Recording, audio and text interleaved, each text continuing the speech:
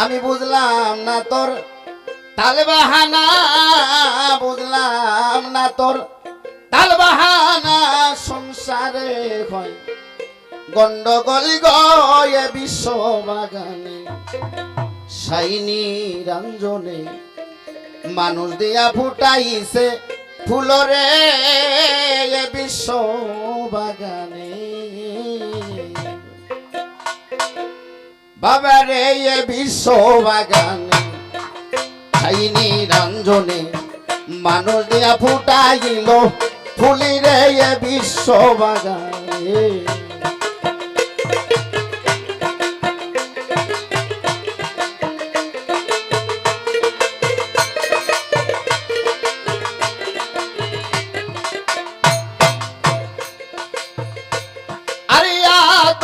নিষেধ করে গঙ্গম খাইও না, আরে গঙ্গমকে হুকুম করে পিছু চেরো না। আরে আদমকে নিষেধ করে গঙ্গম খাইও না।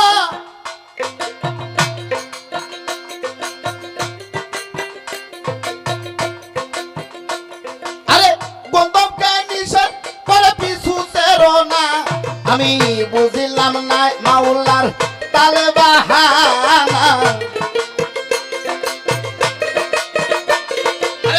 বুঝিলাম না তোমার তাল বাহানা। তাই তো সংসারের ভিতর গন্ডগোল গয়ে বিশ্ব বাগানে, শাইনি রঞ্জনে মানুষ দিয়া ফুটাইছে ফুলি গয়ে বিশ্ব বাগানে।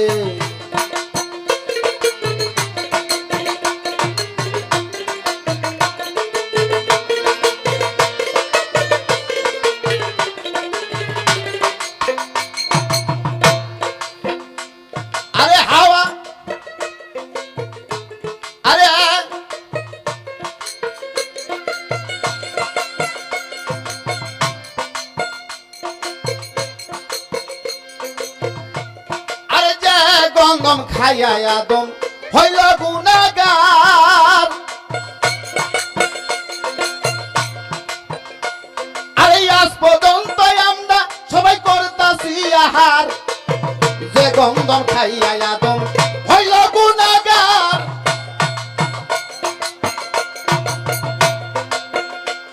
আরে আজ পর্যন্ত আমরা সবাই করতাছি আহার। ওই হযরতে আদম হাওয়া সেই গন্ধ, এই হযরতে আদম হাওয়া সেই গন্ধ। এই হইল সেই কথার মূল গয়ে বিশ্ব বাগানে, শাইনি রঞ্জনে মানুষ দিয়া ফুটাইল ফুলি গয়ে বিশ্ব বাগানে।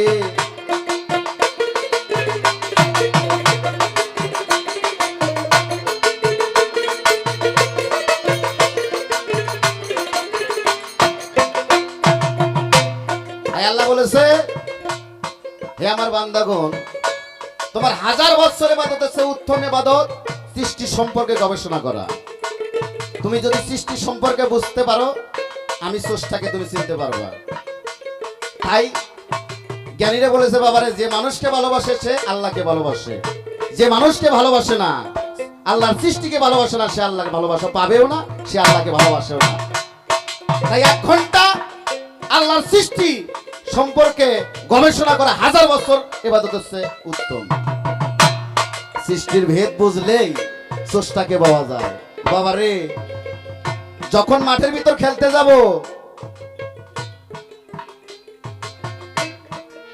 মাঠের ভিতর খেলতে যাব, তখন মাঠের যে খেলোয়াড়গুলো, আমার যে বিপক্ষ দলগুলা, তাদের সম্পর্কে বুঝতে হবে যে কে কোন ধরনের খেলা খেলবে, আমার কি ধরনের খেলা খেলতে হবে।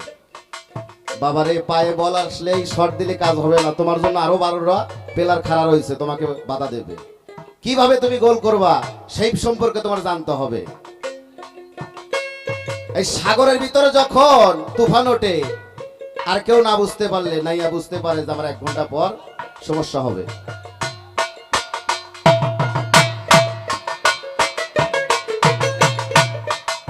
তাই বাবারে, সৃষ্টি সম্পর্কে বুঝতে হবে। সেখানে জালাল কবি জ্ঞানী কবি জালালউদ্দিন খার গান্ডা। আরে যে গন্ধম খায়া আদম হইল গুনাহগার,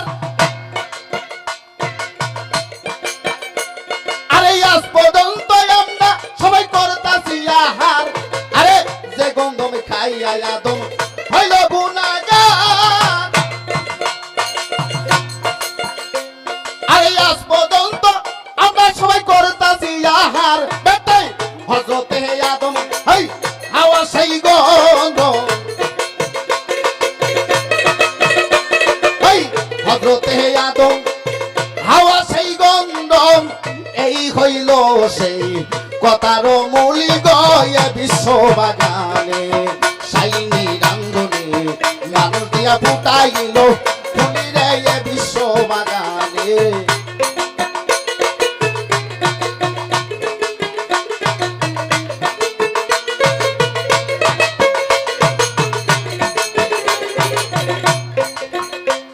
আরে হাওয়া যখন গন্ধম ছেড়ে ওই বেহেশত খানাই, আরে তিনি ফোটা কোন দাড়ি তখন হইয়া যায়।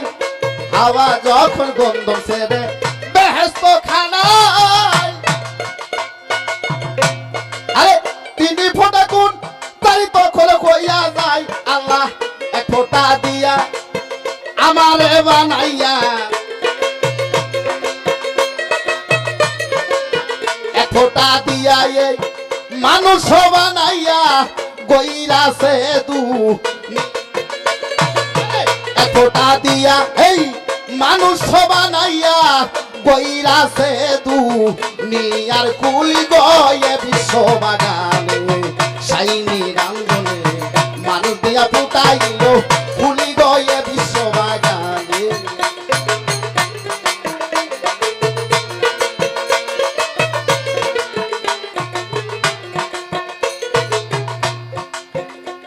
আরে আরে গন্ধমের আঠা দিয়া ওরে বানায় আলার কালি,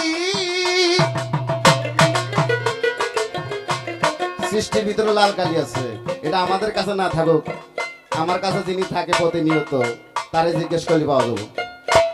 আরে ছাপাখানার ঘরে কোরআন দিতাছে তালি, আরে গন্ধমের আঠা দিয়া বানায় আলার কালি।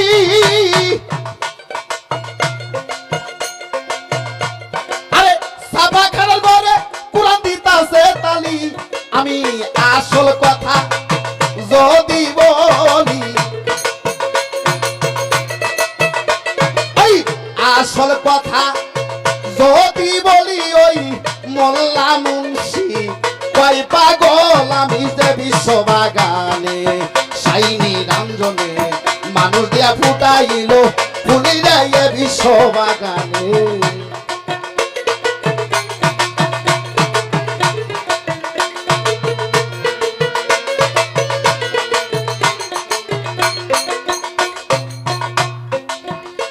কবি জালালউদ্দিন বাতে বাতে আরে হইয়া পেরেশান,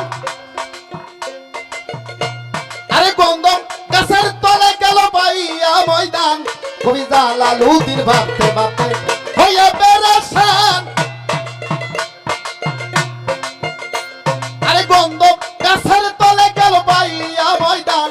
আরে যাইয়া সে থাক পড়িয়া ঘুমায়,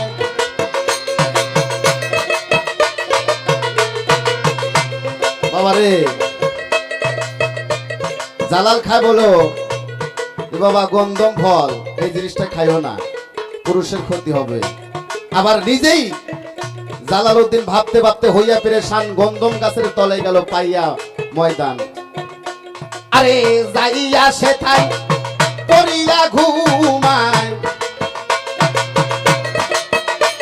আরে যাইয়া সে থাই পড়িয়া ঘুমায়।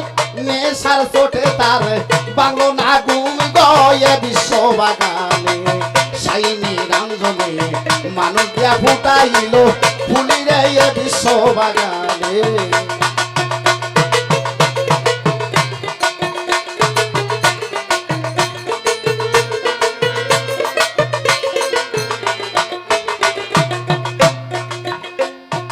হাওয়া যখন আমার বাবা আদম যখন বেহেশতের ভিতর গন্ধম খায়, আল্লাহ হুকুমকে অমান্য করে, তখন দুইজনকে দুই দিকে ফেলে দেয়। আমরা কিন্তু সবাই জানি।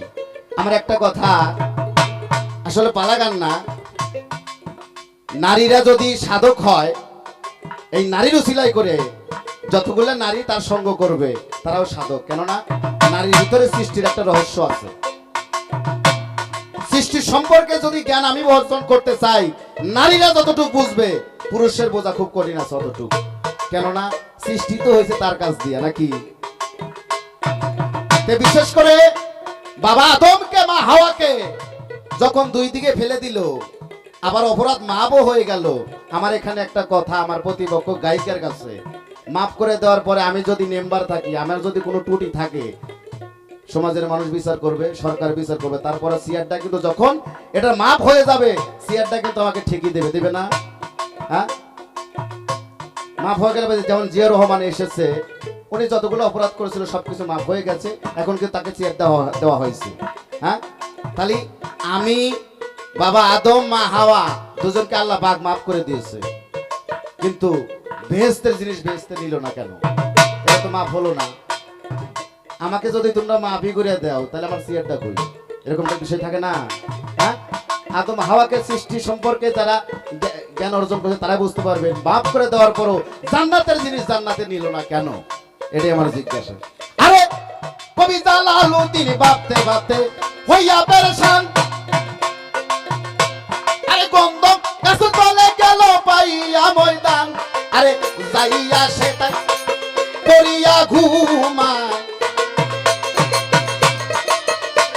আরে যাইয়া সেটাই পড়িয়া ঘুমায়, নেশার চোটে তারে বাংলো না ঘুম গয়ে বিশ্ব বাগানে, সাইনি রঞ্জনে মানুষ দিয়া ফুটাইল ফুলি রে বিশ্ব বাগানে, সাইনি রঞ্জনে মানুষ দিয়া ফুটাইল ফুলি রে বিশ্ব বাগানে, সাইনি রঞ্জনে মানুষ দিয়া ফুটাইল ফুলি রে বিশ্ব বাগানে, সাইনি রঞ্জনে মানুষ দিয়া ফুটাইল ফুল রে বিশ্ব বাগানে।